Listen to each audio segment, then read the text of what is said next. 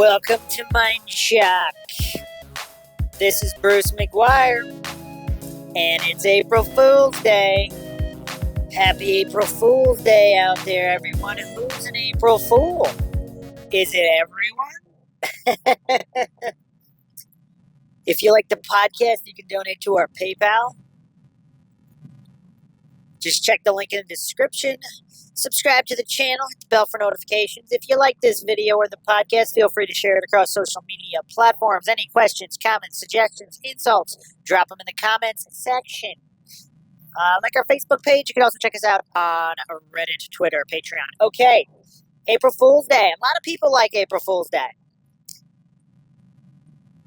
It's a kind of throwback, I guess, ancient Roman holiday, Hilaria.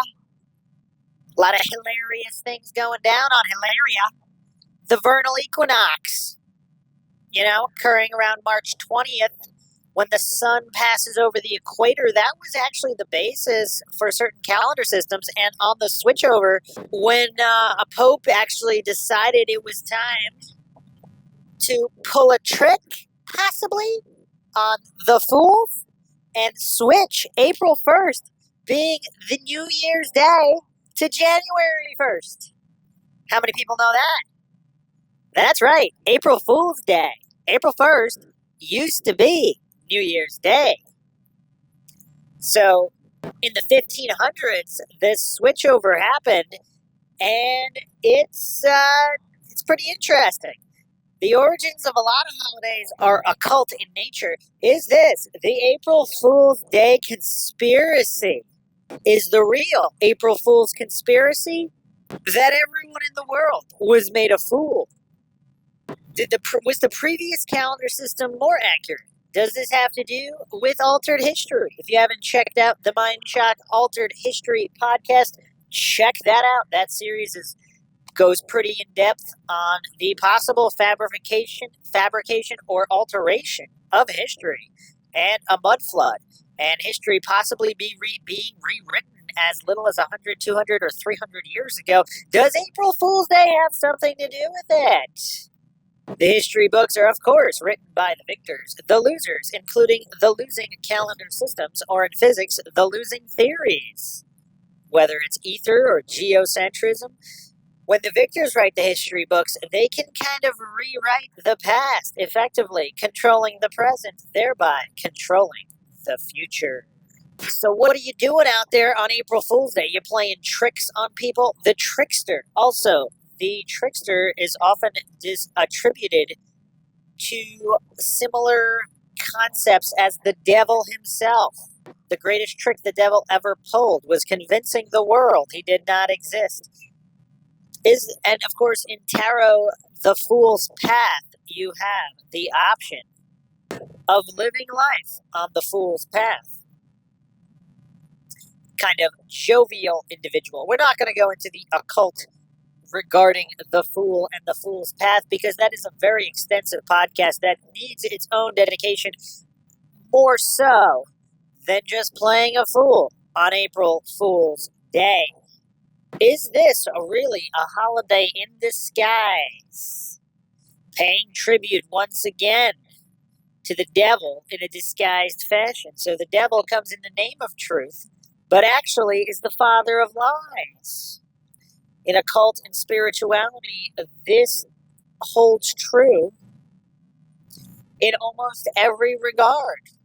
Similarly to Halloween, when, there's a certain demonic nature to dressing up as ghouls and monsters and kind of celebrating it all.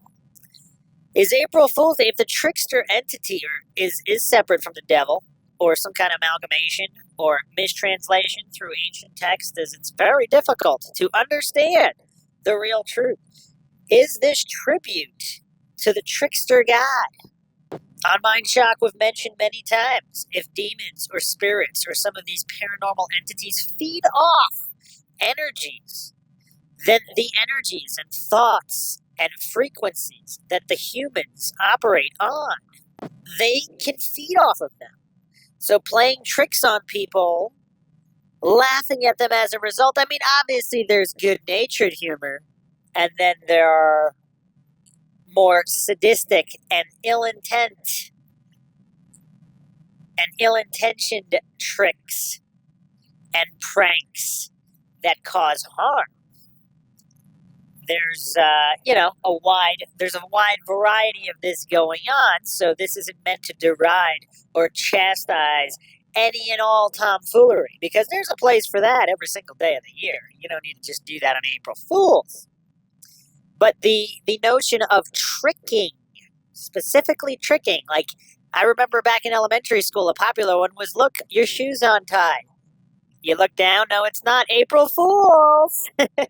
So, I mean, that's not a particularly harmful joke, and obviously that's used not just on April Fool's Day in the world of children, but that was a very popular one. That was used more on April Fool's Day than any other. But some people go a bit farther, and when there are negative emotions as a result, or people getting angry or hurt in any way, is that paying tribute to the trickster god or trickster spirits? And once again, I'm not saying unequivocally that this is all demonic or negative. Trickster spirits might be neutral, who knows? And this is simply if they're related to fairies of some kind, or the Fae, Ancient Ireland. If you haven't checked out my Hollow Earth series, you could check that out. That's extensively discussed. But what really happened hundreds and thousands of years ago, we don't know. And some of these tributes seem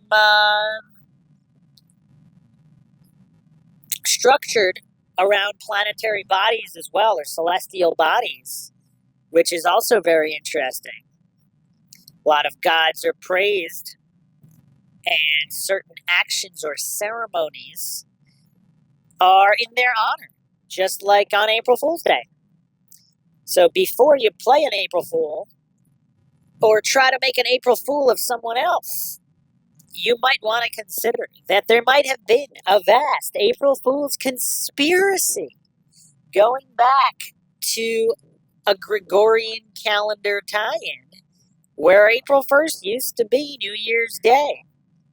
So, as a final thought, the actual trick or playing of a fool on the population, perhaps the previous calendar system offered certain clues or truths, not only in cosmology and the nature of our reality. Hope you enjoyed this quick look at April Fool's Day. If you like the podcast, you can donate to our PayPal. Just check the link in the description. Make sure you subscribe to the channel. Feel free to share the video. Thoughts, comments, questions, suggestions, drop them in the comments section. Like our Facebook page. Check us out on Reddit, Twitter, Patreon. This is Bruce McGuire signing off.